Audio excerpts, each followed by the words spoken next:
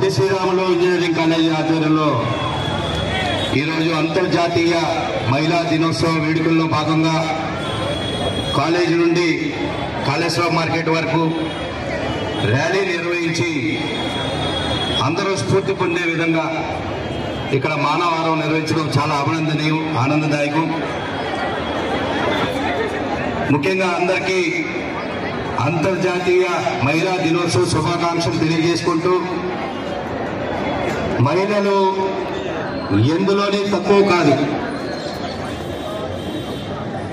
మహిళలకు ఉన్నటువంటి సామర్థ్యం, ఆలోచన శక్తి అనంతమైనది.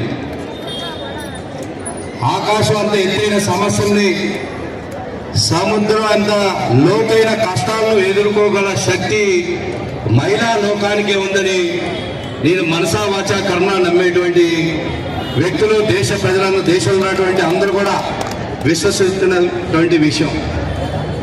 మీరందరూ బాగా ఇప్పుడే చదువులో రాణిస్తా ఉన్నారు.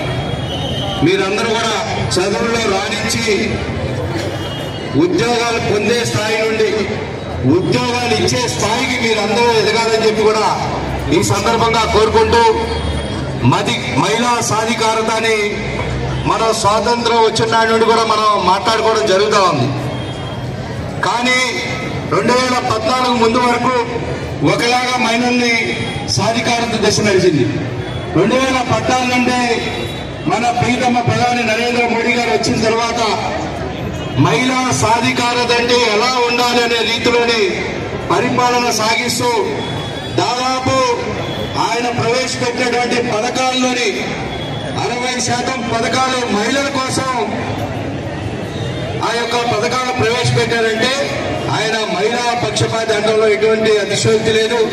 రానున్న రోజుల్లో మహిళా శక్తి ఏ విధంగా ఈరోజు దేశానికి రాష్ట్రపతి ఒక మహిళ, దేశ ఆర్థిక మంత్రి ఒక మహిళ, అనేక మంది కేంద్రంలోని మహిళా కేంద్ర మంత్రులు ఉన్నారు.